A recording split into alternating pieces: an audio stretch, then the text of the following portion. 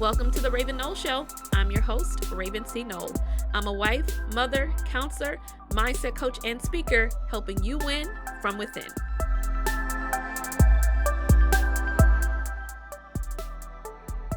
Hey, Shardae, how are you?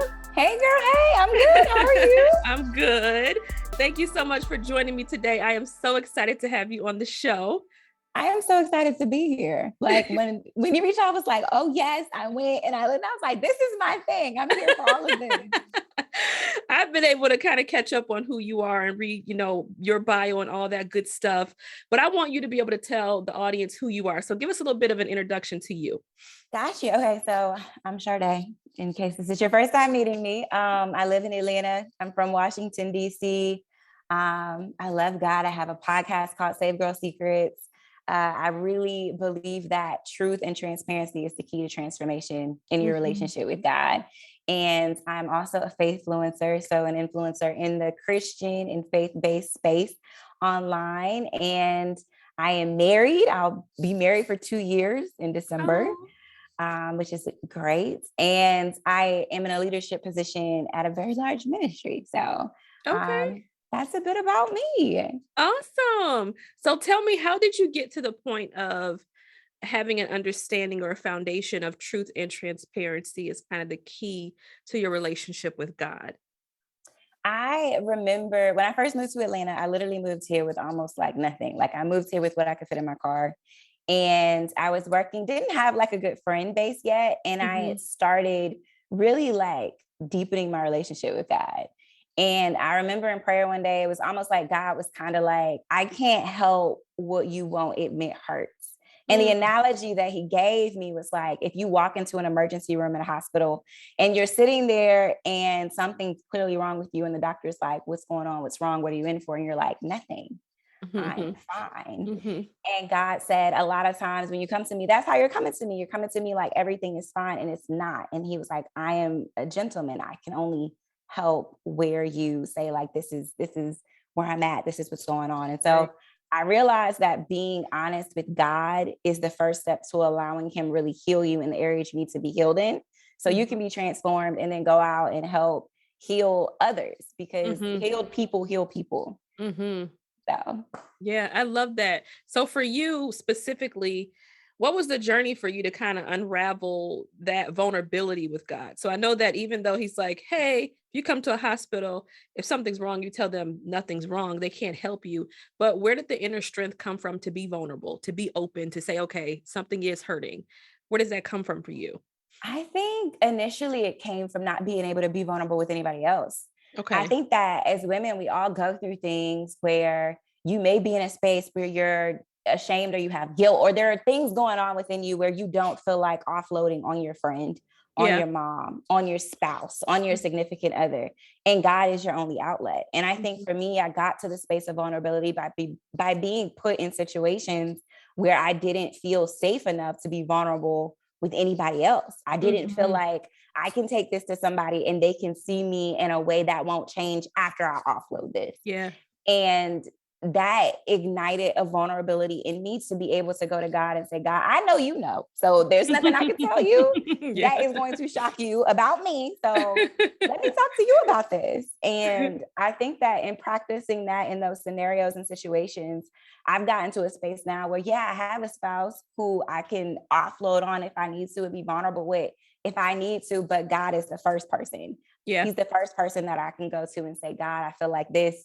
Lord, I'm looking at this person and I feel a spirit of comparison. Help me, show me where to go to combat what I am feeling. So. Right. Yeah, that's so good. I think that it's important that we learn those foundational truths before we even walk into any type of leadership position. So for you specifically, do you agree that that's something, vulnerability, transparency, and truth, is that a lesson, something that we need to unravel and work through ground level work before you step into more of an influential role or more of a leadership role? What's your perspective on that? Absolutely. I think that no one's perfect in a leadership role. No one's ever going to be perfect. But I think that if you're not in a space where you can take accountability or have a self-awareness, it's very difficult for you to lead from that space. And Yeah. I think, in learning and having that relationship with God and allowing yourself to be vulnerable with him, it gives God an opportunity to show you yourself. I feel like a lot of times during my prayers, I don't know about you, but I know for me, I go to God about somebody else and he'll be like, well, let me tell you about yourself. Right. And I think that's needed in a Yeah. space of being influential. You need to have a self-awareness. You need to have a relationship with God where God can tell you you're being selfish, where God can tell you that you're being mean, you're being rude, you're being nasty. And God can show you that you're not extending grace, you're not extending mercy, you're not giving a person, you're not seeing a person the way that God sees them. And in order to get to that space and influence, I feel like you need to have gone through that process with God and be in that space. So absolutely. I love that, because it's basically like, you go to prayer and you're trying to shine the light on everybody else. But God's like, wait a minute, let me turn this little mirror on you and let you know what you got to work through. Absolutely. God is like, now let's talk about you. I know you came here to talk about somebody else, but let's talk about you in this situation. That is absolutely the truth. I love that. So I think just, in general, women have a hard time being able to just be vulnerable. I think that, like you said, there's, when you don't have those safe spaces, when you don't have those connections where you can say, hey, here's my scars. Do you still accept me? How does a person who is not necessarily having those connections or have that community, how they open up enough to be able to say, I need my life staffed with, women who support me, especially as I'm journeying in purpose and I'm journeying in my destiny, I'm trying to move forward. Wow, I love that question. I love that so much. I feel like opening up, and I want to make sure that I'm answering your question right. Like, I feel like opening up yourself to the possibility and the potential of, I love the words that you staffing your circle or staffing your life with a community of women. I think that step one for me was definitely going to God and saying, I don't have that. Yeah. You know what I mean? Honesty. And it goes back to that honesty, that truth. That truth and that transparency where it's like, God, I don't have that. And I feel like for me, when I first moved to Atlanta, I had such amazing friends in DC. And when I say amazing, I mean like drop everything and run if you need it, type of friends. And I think when you move states and stuff like that, it becomes difficult. And I remember asking God, like, Lord, I need some friends. And I need friends that are here. Like, I need the standard to be where I was at, Right. And I think step one is opening up yourself and saying, God, this is something that I desire. But I also think it takes a level of, the word says, show yourself to be friendly if you want a friend. You know what I mean? And I think that sometimes we walk around with walls up. We walk around acting like we don't need anyone, not wanting to accept help, not wanting to accept community. And so I think definitely that space of opening it up and staffing your life looks like going to God and admitting this is what you want and this is what you need, and allowing God to bring those people into your life, showing yourself to be friendly, but then also having a mindset where you can let your walls down and let people in to build that community. Yeah. So if you feel like, if you were where you are currently and you were void of community completely, what would that do to you as a leader or a person of influence? Like, how would that feel or that void be? I can't even imagine. You said that and I'm just like, oh my gosh, what if all of my community went away? As a leader or a person of influence, I think that your community is everything. Yeah. And I think they're everything because when you're in a sphere of influence, there are so many people who are looking at you from a perspective of whatever's out in the marketplace, so to speak. Right. And so they have this perception of who you are. And if you don't have a community of people who know who you are, who know your heart, people who are inner court is what I think the word calls it, that can pull you back when you're going somewhere that's like, hey, Shardae, that's not who you are. That's not what you're called to. I think that you definitely need that for accountability. Number one, people to hold you accountable, and community looks like people who hold you accountable. And I feel like if I didn't have that type of community, I wouldn't be able to be held accountable. Yeah. I wouldn't be able to be pushed and prayed for on the days when I don't want to get up and do whatever it is that I feel like I'm purposed and called to do.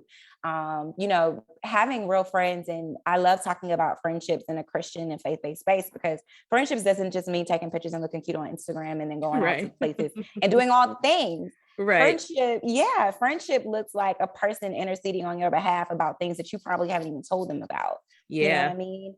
I love the community that I have now, because I can be praying about something and God will bring a person up in my spirit and I'll pray for them. And God may not even lead me to go have a conversation with that person, but Right. just to pray for them. And I think that is the importance of community. And I feel like if I did not have that in this season, I would be somewhere crazy. I am 100% sure I would be somewhere crazy. It's so interesting because when you're talking, all I'm thinking of and kind of seeing is a safety net. You know what I mean? Yeah. Like this community of being able to keep you from going off into the deep end and just allowing this circle or this hedge of protection in a sense. You know what I mean?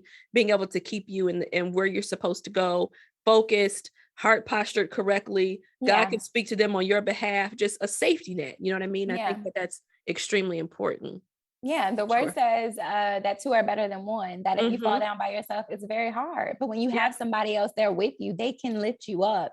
The picture of, I believe it's Moses and Aaron in the Bible, when it's talking about, so long as he had his arms up, they were winning. But the minute his arms started coming down, it was kind of like they started losing. He needed a person to help him hold his arms up. And I think being in a space of influence, what that would look like for me without someone else, is me, my arms coming down, me not being able to stay in a posture to do whatever it is that God called me to do, because all of us need help.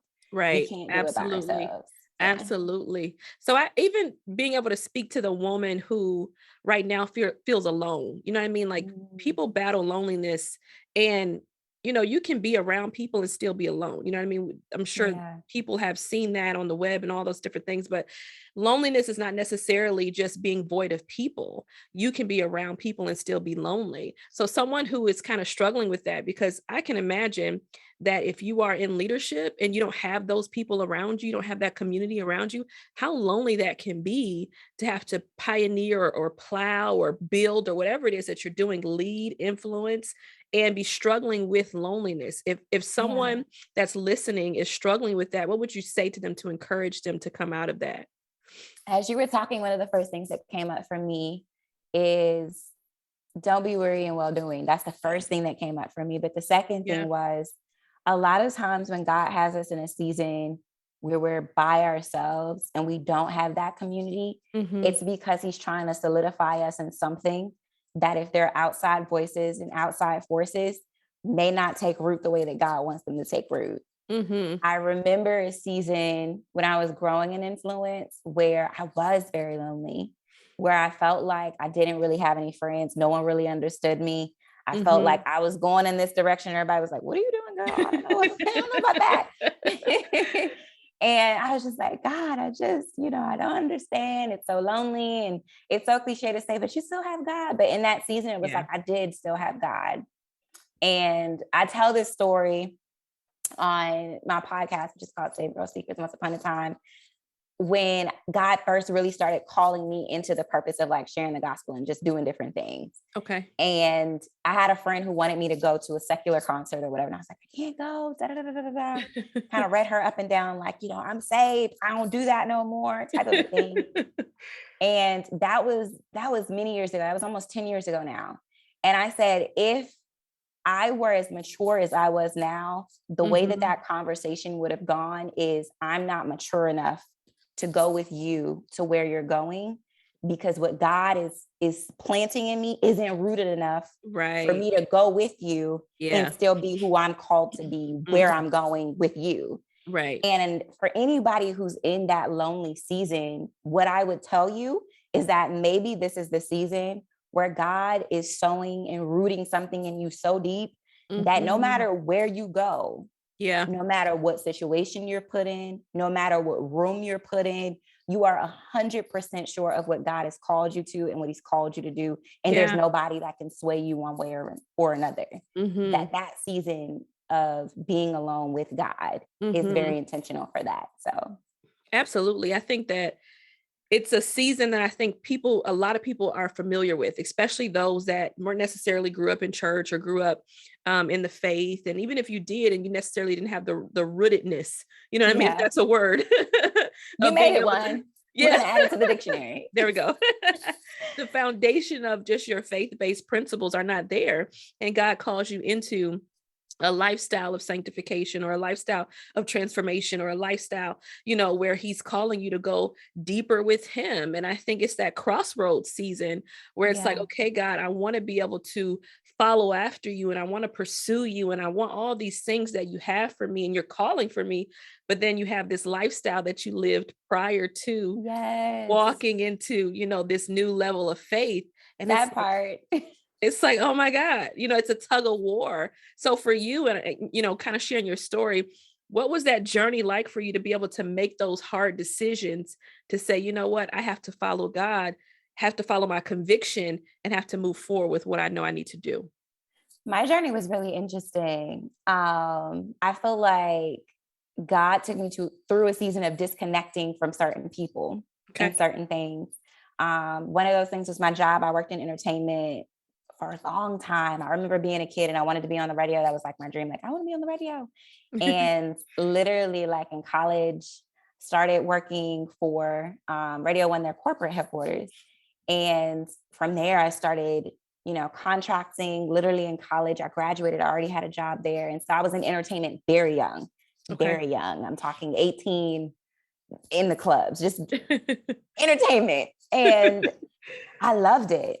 I'm not going to lie to you. Absolutely adored it. I loved concerts. I loved traveling. I Yeah. loved, meeting people and all of those things. And when God began to call me in a different direction, I initially said, absolutely not. No.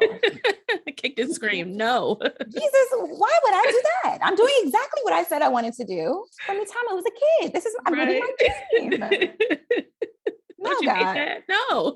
Right. I wish, and I wonder sometimes if there are people who God calls and they're like, yes, absolutely. Ooh, I don't know. Because most of the women I know, they go kicking and screaming. Right. So I went kicking and screaming. But before I went kicking and screaming, I feel like God began to just disconnect relationships. He Yeah. began to change my desires. Yeah. He began to put me in spaces where it's like I was uncomfortable, and I was just like, things that once felt good just did not feel good anymore. Yeah. Yeah. And then he moved me to an entirely different city, and he called me to do that. And for that, I was like, I came so quickly that I couldn't even kick and scream because it happened so quickly. And he began just rooting things in me. And that was that season of being alone. But during that journey, I lost a lot of friends. Yeah. I lost a lot of contacts and people that I networked with and all of those different things. And the awesome part about it is, once God had rooted, what was the word that we put in the dictionary? Rootedness.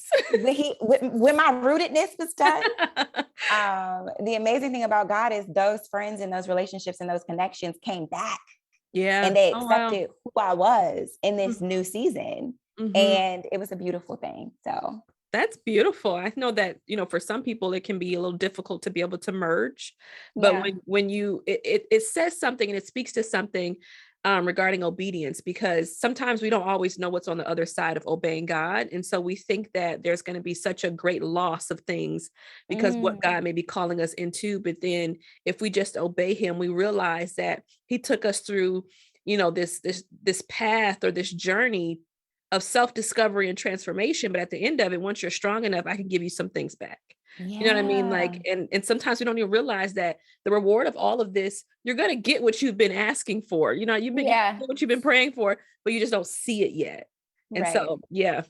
And it may look different. I think that's the awesome thing about God is you're telling God, like, no, you can't take this because and God is like, what I want to do for you so much bigger than this, than what you think I'm taking away. And I'm not taking it away, so. Absolutely. Well, this brings me to my last question that I ask all my guests on this podcast. And for you, or from your perspective, or just your life journey, what would you say is the cost of relevancy and influence? You and these questions. Where'd you get these questions? Oh my goodness. The cost of relevancy and influence. Can I answer them separately? Is that okay? Yes. Okay. I think the cost of relevancy, and I guess when I hear the word relevancy, what I think is like timeliness, is being in season, is being on track with what's supposed to be happening right now. I think that sometimes the cost of that in a influence space is scrutiny, honestly. I think that sometimes when you're relevant and meaning like you're hitting the nail on the head and you're the person who's timely with it, a lot of times you're ahead of the curve. Yeah. And so when you're ahead of the curve, people don't love that so much. Yeah. I think that sometimes people are threatened by people who are relevant because it makes you feel like you may not be relevant. Right. And so I think that is the cost of that. Yeah. And then what was the other one that you asked me? The cost of relevancy and influence. And influence. And I also think that the cost of influence is accountability. I think that for me, holding myself accountable into a standard that the way in which I'm influencing is in alignment with my values and my morals and the standards behind what I feel I'm purposed to do. And I think that sometimes when you have a space of influence, it requires you to be accountable to what you're saying, to be accountable to the people who are taking the things that you say at face value, that you in your mind may not think you owe somebody something, but in a weird sort of way you do. You owe them an accountability for what it is that you are putting out into the atmosphere. Yeah, sure. Absolutely. That was great. Thank you so much, Shardae. Of course. Thank you for having me. Absolutely. All right, I'm going to stop it. This has been the Raven Knoll Show. Thanks for listening. If you haven't yet, please subscribe to this podcast so you're the first to know when new episodes are released. And don't forget to leave a review. If you can't wait until the next show, follow along on Instagram, YouTube, or Twitter at Raven C. Knoll for more tips and to keep the conversation going.